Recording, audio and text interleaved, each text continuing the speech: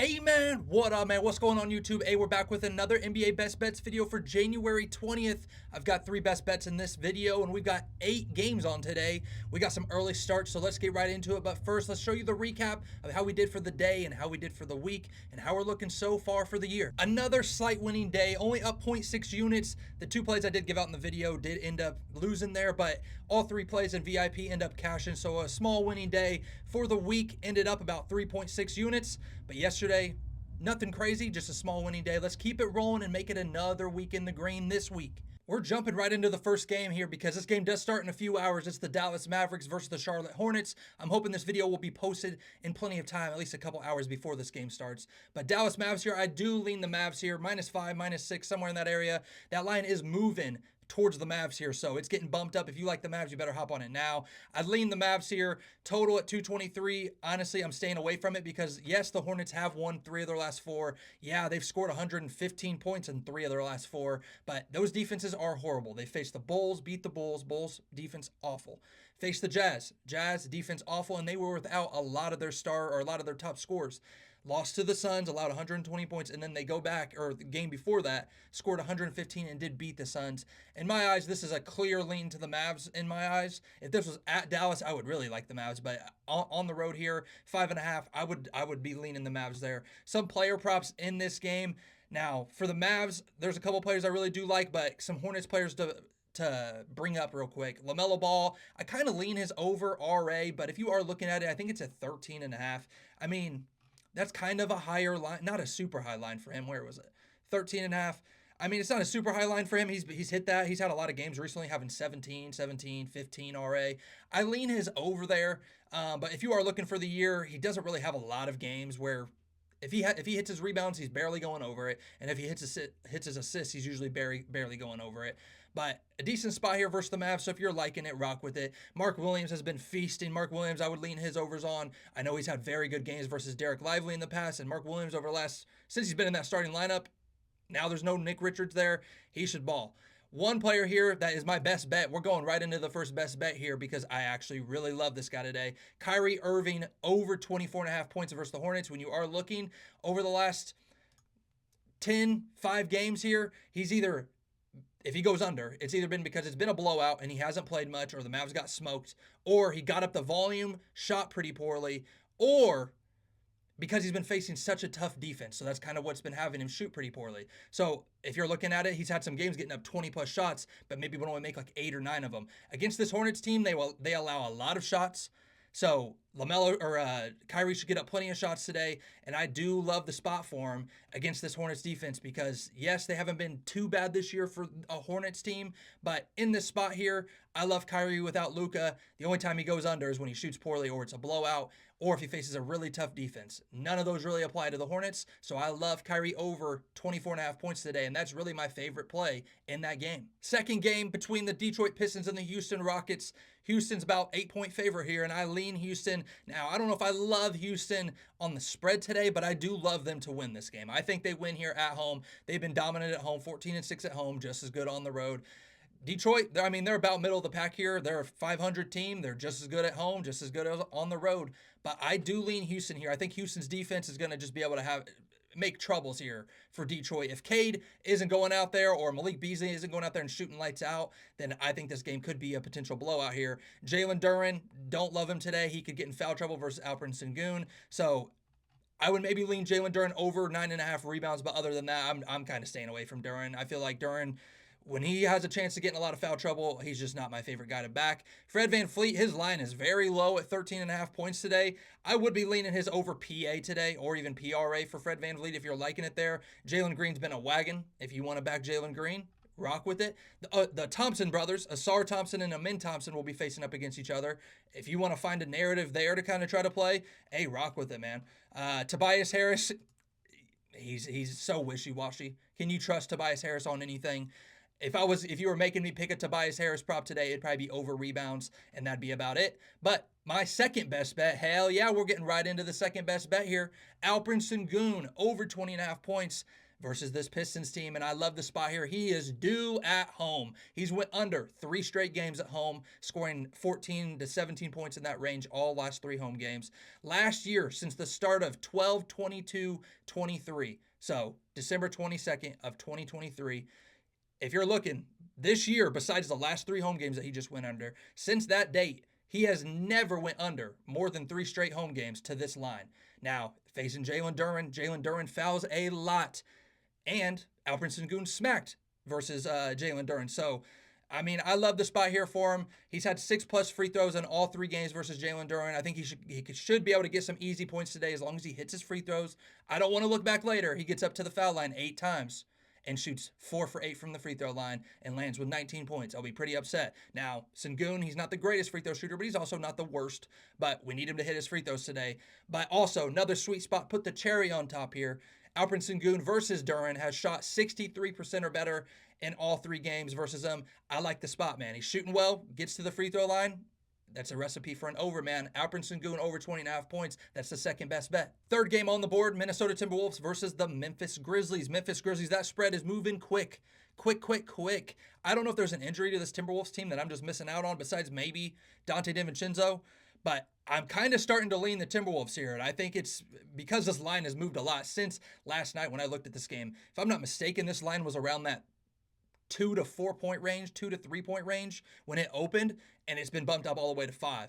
And this is kind of a similar spot to Minnesota with against New York a couple nights back. I did like Minnesota there, but Memphis, their offense is so dang good at home, man. At home, it's really hard to go against Memphis. So in this game, I actually lean the over. I think the Timberwolves, if they hit their threes, man, that's the biggest thing here with the Timberwolves. They are attempting just as many threes as the Celtics, and we all know Celtics jack up threes. They are putting up a lot of threes. So if the Timberwolves hitting their threes, I think the Grizzlies, no matter what, put up 115 to 125 points. I think if you think that happens, I think this game flies over. So give me the over more than anything in that game. I would have a small lean to the Grizzlies just because over the last 10 games, they have kind of started to pick it up. But, you know, I say that, and they still just lost 2 of their last 3 versus at least the Warriors that I feel like they should have beat. But some player props in this game.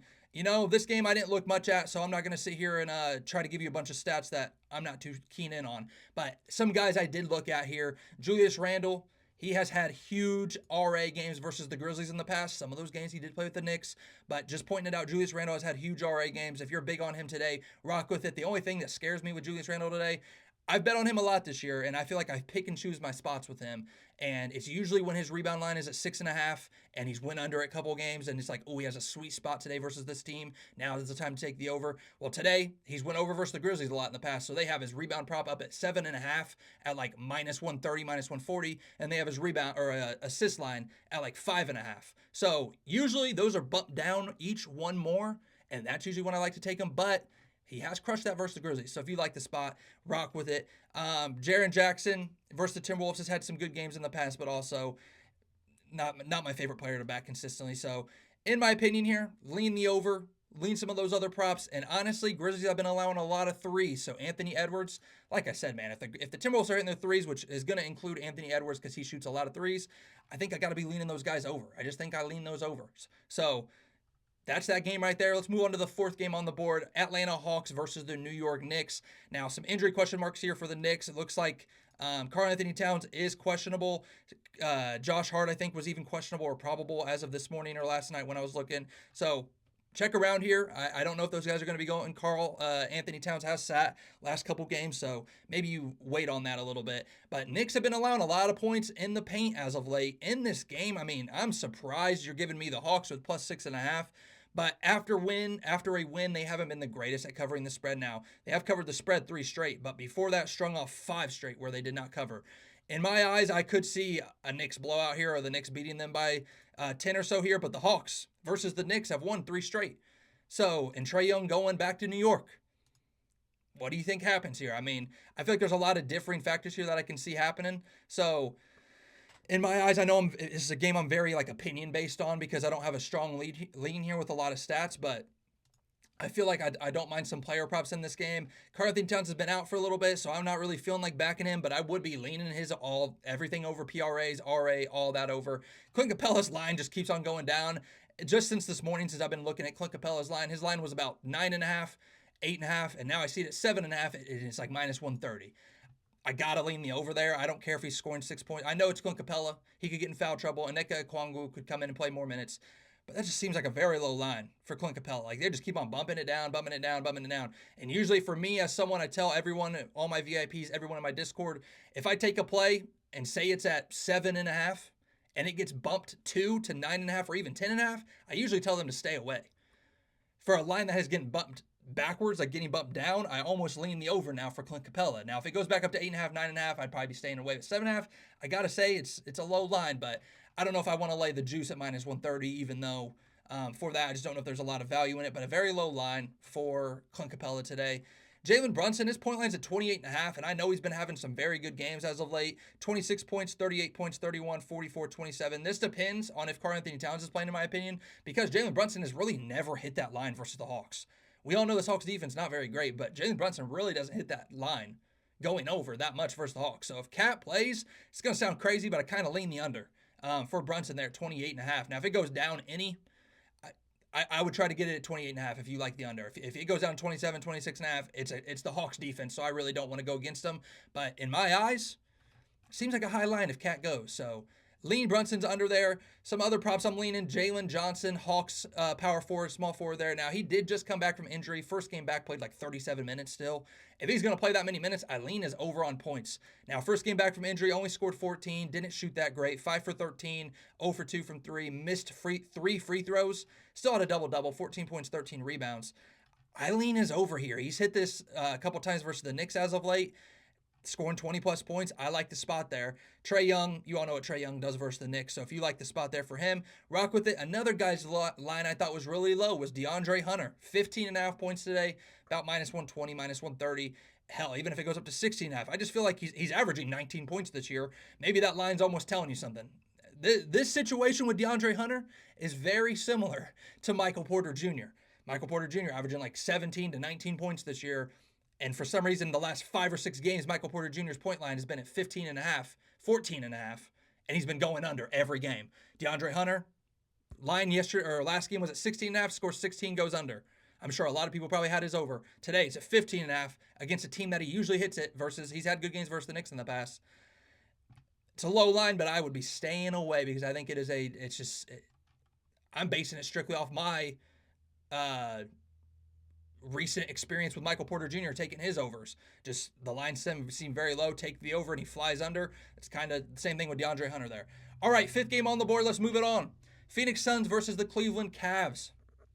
Phoenix Suns about 7-8 point underdogs here. I lean the Cavs. I think I just trust the Cavs more. You guys know how I feel about the Suns. Suns defense isn't that great. Offense, I mean, their defense has kind of started to pick it up, but Suns are a terrible team versus spot-up shooters, and I just think the Cavs just shoot lights out tonight. I lean the Cavs here at home, 7.5, 8.5. I don't really care. I lean the Cavs there. Now, Cavs are without Evan Mobley. Maybe that changes how you feel a little bit, but I think they can sub in there well. I think Donovan Mitchell can have a game. I think Darius Garland could have a game. I even like Karis LeVert PRA over. Like, looking at every single Cavs player, I mean, I almost lean all their overs besides Donovan Mitchell point line today at 25.5. It's a little high just because he hasn't been going over that a lot this year. But without Evan Mobley, he's going to get up the volume, man. Without Evan Mobley, he gets up 18-plus shots. So he could crush that today. And I know a lot of people have been burned by him this year. Devin Booker, KD, both at 27.5 points. I honestly just lean the Cavs so much that I don't really want to I didn't even look at many Suns props there. So, maybe KD rebounds, something like that, because against Jared Allen, against some bigger guys there, I know Nick Richards has been decent, but I mean, I think KD could grab some boards there. But my favorite player in this game, which brings us to our third and last best bet in this video, is Jared Allen. I am taking the higher line here. Yes, it is at 27.5. I got it at minus 125 on Hard Rock. If it goes up, if it's at 28.5, I would still play it. It's just this is not more than a 1-unit play for me. And honestly, if you get it at a bumped line and you even want to play it a little less, I wouldn't blame you. Only because it is a higher line, but Evan Mobley's out. When Evan Mobley's out, Jared Allen, he's had some monster games, man. And plus, think of the Suns centers. Nick Richards, Mason Plumlee. 2 ex-Hornets centers. I know that defensive scheme's a little bit different there, but Jared Allen facing up against those guys has smacked, man. Looking at, Allen versus Nick Richards since the 2022 season. So Jared Allen has had 32 PRAs, 35 PRAs, 34 PRAs and 34 PRAs in his last 4 games versus Nick Richards. Some of those games came off the bench. Some of those games started. Looking versus Mason Plumlee. The last 2 games versus Mason Plumlee played with the Clippers. Jared Allen, 29 PRAs, 40 PRAs. In the one game that Mason Plumlee actually started in that game, Ivica Zubac was actually out. Mason Plumlee started. Jared Allen, that was the one he had 40 PRAs in. So I love the spot for Jared Allen here. Suns aren't the greatest team versus pick and roll big men, but it's mainly, I think Jared Allen can feast on the boards today. I think Jared Allen could have a 15-15 game today and hit it off points and rebounds alone. Make it even sweeter, without Evan Mobley, he's getting like 5+ assist chances without Evan Mobley in the lineup this year. So if you want to say, I don't want to worry about his points or rebounds, I really, honestly, my favorite one for him is his assists over at like -130.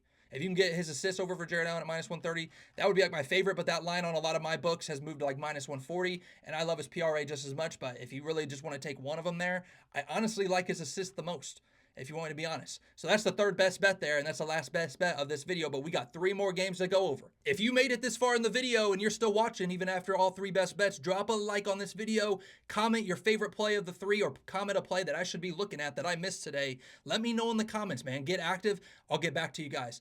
Boston Celtics at the Golden State Warriors. Boston Celtics, what did I tell you last game? They are just a team right now. If they win, the next game, fade them. If they lose, the next game, take them.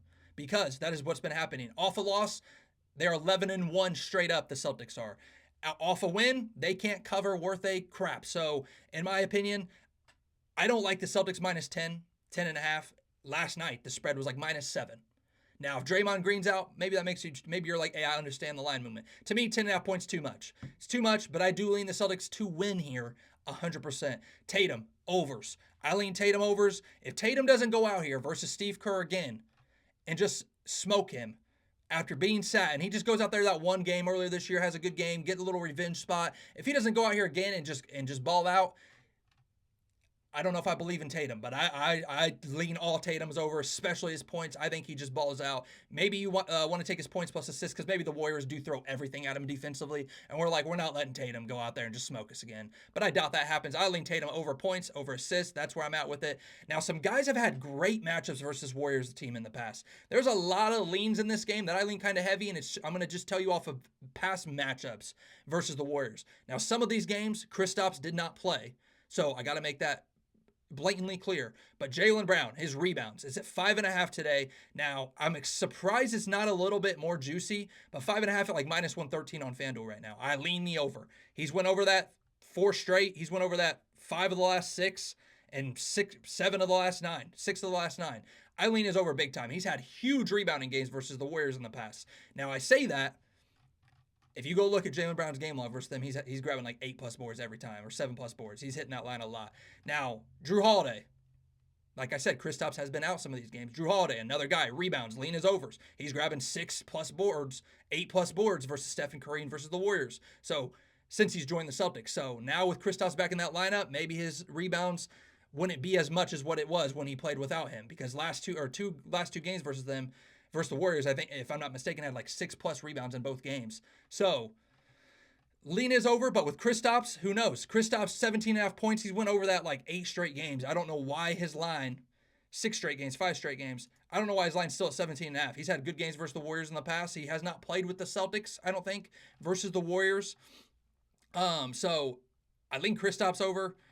Derek White, another guy, has had monster games versus the Warriors, scoring over 14 points in all those games. So, Derek White, another guy, if you think he hits his shots, I know he's been a little inconsistent as of late, but if he gets his shot, if he finds a shot again, he's flying over that. So I lean Derek White points over. There's a lot of leans in that game that I have for the Celtics. And then Steph Curry, lean off his overs. He usually always has pretty solid games versus the Celtics. That's how I'm feeling there. But I do think the Celtics definitely win that game. Total in that game, 224. Honestly, I like the player props more. I am leaning a lot more overs. So maybe leaning the over there, but I think the player props or just Celtics money line, something along those lines there is where I'm feeling and what I'm vibing with. 2 more games. This next game we're going to go over pretty quickly because I don't love this game and I think it could be a big blowout potential again today. Utah Jazz versus the New Orleans Pelicans. We just saw this game about a night ago and it looks like a lot of people are questionable with the Jazz. So you got to wait for some injury news in this game. If the Jazz go without everybody, I lean the Pelicans here. I lean the Pelicans last game because they were 12-point favorites, and I was like, I just feel like they're going to put up a lot of points, and they did. They put up 136 points. That Jazz defense is not very good, and without all their guys, I'm surprised last game they even put up 122 points. So if those guys go for the Jazz, maybe that'll change how you feel, but a lot of guys questionable, and the lines are kind of telling me that those guys are going to be out again. So honestly, I'd be running it back on the same guys. I think DeJounte Murray, points plus assists, or assists is where I'd be looking at. And same thing with Zion. Zion has always had good games versus the Jazz in the past. So 22.5 points, leaning the over there. Assists at 4.5, I'm leaning the over there. Even if it goes to 5.5, I'm leaning the over. Rebounds for Zion, not loving it. He had 14 last game versus the Jazz, but I watched that start of that game. He had like 4 offensive rebounds in the first 2 minutes. Just literally layup, miss layup, tip, miss layup, tip. Like, I don't know if that was fluky, but that's how it happened. He had 4 or 5 rebounds in the first 2 minutes, like 4 of them off offensive rebounds on one possession. So be careful that was on rebounds, but I do lean his points plus assists over. DeJounte Murray points plus assists over, and you already know some of those other guys like Trey Murphy and those guys can shoot lights out. So I lean the Pelicans if those guys don't go for the Jazz. I lean the over again, probably just straight up, even if the guys don't go for the Jazz. I probably lean the over there. Last game on the board, the Chicago Bulls versus the Los Angeles Clippers. Both teams on a back-to-back. I don't love this spot here. I mean, these last 2 games here, not big fans of. Now, the spread's only about -5.5. I don't know if Kawhi is going to go today. I don't see anything about Kawhi at this moment, so let me look this up real quick. Sorry to be trying to look up stuff while I'm doing the video, but he has been ruled out for the game. So Kawhi, no Kawhi. I still lean the Clippers, man. Clippers defense, I still trust them. In my opinion, 227, I'd probably be leaning the under. Like, I think the Bulls could go out there and have another game like last night and score 105, 100 points. Clippers, I lean the Clippers there even on the spread. It's just a big Clippers side for me here. Zach LaVine's been going over his points line at 23.5 a lot, and today that's what its line's at, 23.5. I know Clippers defense, though, has been very good versus the opposing high-usage player. Zach LaVine's probably has the highest usage there for them. The Bulls, there's just a lot of inconsistencies. Every guy seems to be inconsistent or just on the road. I don't love the Bulls. Like, there's some guys for the Bulls I really like at home, but don't love them on the road. Like Josh Giddey, he's been a wagon at home, but on the road, don't really love him. Bulls defense, very bad versus pick and roll big men. I think you just saw it last night. DeAndre Ayton scored 15 points. DeAndre Ayton hasn't scored over 10 points or 15 points in like 12 games. It's being a little exaggerating a little bit, but you get my point. Like, DeAndre Ayton just has been so inconsistent over the last 10 games, and he went out there and scored 15 points versus the Bulls last night. So Ivica Zubac at 14.5, lean the over big time, especially with no Kawhi. If you want to take his PRA, I don't mind it, but really I'd just lean his over points there. James Harden, I leaned his over points plus assists yesterday. The line didn't come out until real late. I lean his assists over again at 8.5. I think just they're terrible versus pick and roll big men. I think him and Ivica Zubac could have 6 assists just between the two. So, or with each other right there with Harden and him connecting. So that's kind of where I'm at with it, but not a game I'm super in love with just because both teams on a back-to-back. I would be leaning the Clippers, lean the under, and lean those other player props like Ivica Zubac over there, and no Bulls players I'm really liking just because it's against a tough defense and they're just too inconsistent. Like, how can I tell you to take a Kobe White over when even if the stats matched up and saying, hey, yeah, take the over for Kobe White, he has games shooting 5 for 18 from the field. So that could be any player, but you know Kobe White when he's doing it every 3rd game, every 2 games, it's just kind of hard to back players like that. And I feel like the Bulls do have some players like that, but yeah, man, that's the NBA slate there. Drop a like if you guys made it this far. Drop a like if you've been enjoying these type of videos. Let me know in the comments if there's anything I should be doing better, or if you have a favorite play that I gave you guys today, or if you've been tailing any of the plays. Let me know in the comments, man. So let's have a dang good day. I'll be back here tomorrow. Decent slate for tomorrow. Let's have a good day today, man. Got to get this video out soon, so let's go.